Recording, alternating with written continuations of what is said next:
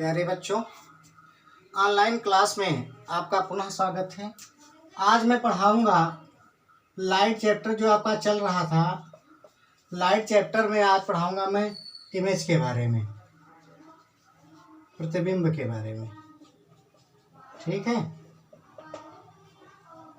प्रतिबिंब क्या होता है, प्रतिबिंब की डेफिनेशन और प्रतिबिंब के प्रकार। ठीक है, तो सबसे पहले आप प्रतिबिंब की डेफिनेशन जानेंगे। तो प्रतिबिंब की डेफिनेशन जानने के लिए सबसे पहले हम किरण आरेख खींच रहे हैं। ये आपका है अवतल दर्पण, कोई भी दर्पण ले सकते हैं आप, अवतल दर्पण, उत्तल दर्पण, समतल दर्पण, है कि नहीं। ये आपका हो गया ध्रुव, और ये हो गया इसका मुख्य फोकस बिंदु, ये हो गया इसका सेंटर पॉइंट। ठीक है, इसके पहले मैंने बताया था अवतल दर्पण के द्वारा किरणों का परावर्तन कैसे होता है।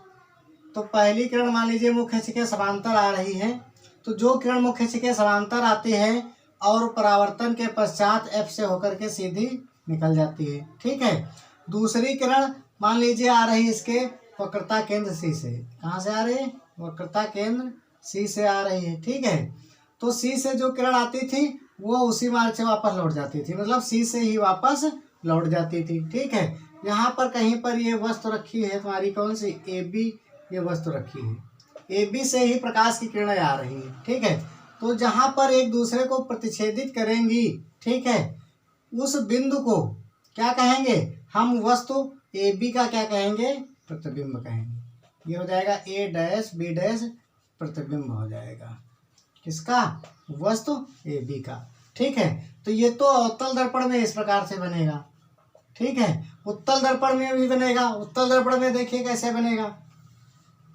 ये आपका उत्तल दर्पण है, ये पॉलिश हो गई, ये ध्रुवी हो गया, ये इसका सेंटर पॉइंट यहाँ कहीं सेंटर पॉइंट हो गया, ये मुख्य फोकस बिंदु F हो गया। यहाँ पर कोई वस्तु रखी है, मान लीजिए क्या रखी है? कोई वस्तु AB रखी है। ये वस्तु आपकी है, AB वस्तु का कार्य कर रही है। ठीक है, तो पहली किरण मुख्य अक्ष के समांतर आ रही है, तो जो किरण मुख्य अक्ष के समांतर आती है और उत्तल दर्पण पर पड़ती है, तो पढ़ने के पश्चात आप देखेंगे तो लगेगा परावर्तित होगी, तो ये F से आती हुई प्रतीत होगी। कहाँ से आती हुई प्रतीत होती है? F से आती हुई प्रतीत होती है। दूसरी किरण मान लीजिए कहाँ से जा रही है? वक्रता केंद्र C पर जा रही। पढ़ने पर कहाँ पर जा रही? वक्रता केंद्र C। तो C से परावर्तित होकर जब आएगी तो ये कहाँ? उसी मार्ग से वापस लौट आएगी। जहाँ किरणें एक दूसरे को स्पर्श करती हुई प्रतीत होंगी, वहाँ पर वस्तु AB का जो है आपका क्या बनेगा? प्रतिबिंब बनेगा। A डैश B डैश आपका प्रतिबिंब हो जाएगा। ठीक है, तो इसमें प्रतीत होता है, क्या होता है?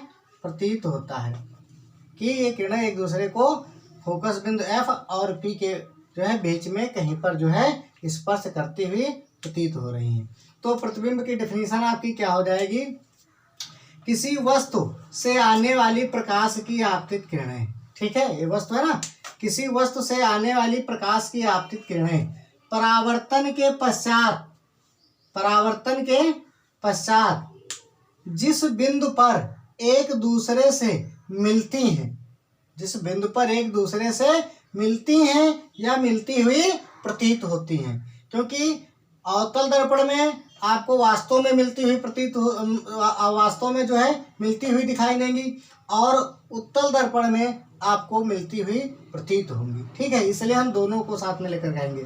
फिर से देखिए, किसी वस्तु से आने वाली प्रकाश की आपतित किरणें परावर्तन के पश्चात एक दूसरे को जिस बिंदु पर प्रतिच्छेदित करती हैं या करती हुई प्रतीत होती हैं, उस बिंदु को उस वस्तु का प्रतिबिंब कहते हैं। ठीक है, उस बिंदु को उस वस्तु का प्रतिबिंब कहते हैं। ठीक है, एक बार आप पुनः फिर से ध्यान दे लीजिए। किसी वस्तु से आने वाली प्रकाश की आपतित किरणें परावर्तन के पश्चात जिस बिंदु पर एक दूसरे से मिलती हैं या मिलती हुई प्रतीत होती हैं, उस बिंदु को उस वस्तु का प्रतिबिंब कहते हैं। ठीक, क्लियर हो गया। अब किरण आरेख देख लीजिए, जो बने हुए हैं आप बना सकते हैं, और इसके बाद में अब मैं आपको बताऊंगा इसकी जो है प्रकार कितने होते हैं। ठीक है, प्रतिबिंब के प्रकार।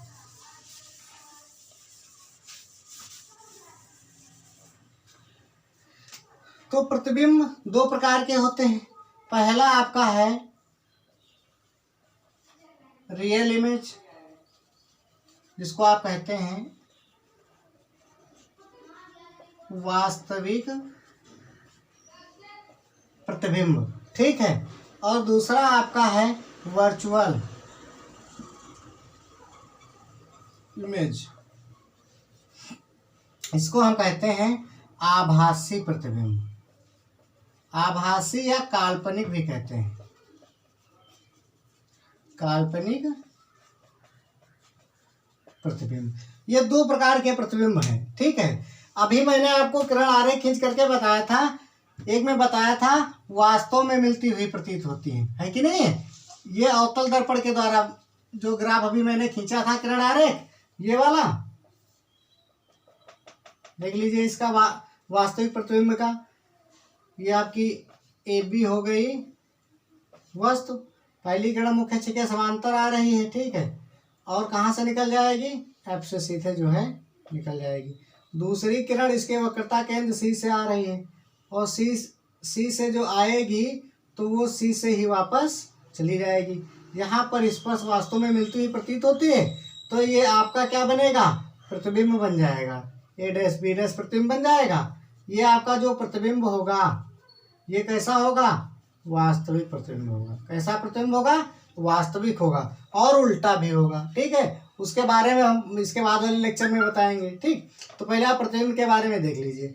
तो वास्तविक प्रतिबिंब की डेफिनेशन क्या हो गई, किसी वस्तु से आने वाली प्रकाश की आपतित किरणें, किसी वस्तु से आने वाली प्रकाश की आपतित किरणें परावर्तन के पश्चात जिस बिंदु पर एक दूसरे से वास्तव में मिलती हुई प्रतीत होती हैं, उस बिंदु को उस वस्तु का वास्तविक प्रतिबिंब कहते हैं, ठीक है। जब मिलती हुई दिखाई देंगी, ठीक है, तो उसे क्या कहेंगे, वास्तविक प्रतिबिंब कहते हैं। वास्तविक प्रतिबिंब को पर्दे पर लिया जा सकता है, वास्तविक प्रतिबिंब को पर्दे पर लिया जा सकता है, ठीक है, जबकि आभासी प्रतिबिंब को पर्दे पर नहीं लिया जा सकता है, ठीक। और इसके बाद में आभासी प्रतिबिंब की डेफिनेशन बिल्कुल इसी से रिलेटेड है तुम्हारी, वो किरण आरेख सेकंड वाला जो मैंने बताया था तुमको भी, वो वाला किरण आरेख बनेगा। पहली किरण मुख्य अक्ष के समांतर आएगी, तो एफ से जो है परावर्तित होकर जाएगी, तो एफ से लगता है जो है आ रही है, प्रतीत होगी आपको। दूसरी किरण इसके सेंटर पॉइंट के लिए आ रही है, ठीक है, तो जब पड़ेगी और परावर्तित हो जाएगी तो ये कहाँ से आती है, प्रतीत होगी सी से। तो ये जो प्रतिबिंब आपका होगा, ठीक है, वस्तु ए बी का जो ये प्रतिबिंब हो रहा है ए डैश बी डैश, ये प्रतिबिंब आपको कैसा वो मिलेगा, आभासी प्रतिबिंब, ठीक है। इसमें किरणें मिलती हुई प्रतीत होंगी। डेफिनेशन क्या हो जाएगी इसकी, आभासी प्रतिबिंब की, किसी वस्तु से आने वाली प्रकाश की आपतित किरणें परावर्तन के पश्चात जिस बिंदु पर मिलती हुई प्रतीत होती हैं, इस बिंदु पर मिलती हुई प्रतीत हो रही हैं, जिस बिंदु पर मिलती हुई प्रतीत होती हैं, उस बिंदु को उस वस्तु का आभासी प्रतिबिंब कहते हैं। क्या कहते हैं, आभासी प्रतिबिंब कहते हैं। आभासी प्रतिबिंब को पर्दे पर नहीं लिया जा सकता है, आभासी प्रतिबिंब को पर्दे पर नहीं लिया जा सकता है। तो आज इस लेक्चर में मैंने इमेज की डेफिनेशन बताई, काइंड्स ऑफ इमेज मैंने बताया, ठीक है, और दोनों के किरण आरेख बताए, ठीक है। इसको आप जो है नोट कॉपी पर नोट कर लेंगे, नोट्स बना लेंगे, ठीक है। नेक्स्ट अगले लेक्चर में, थैंक यू।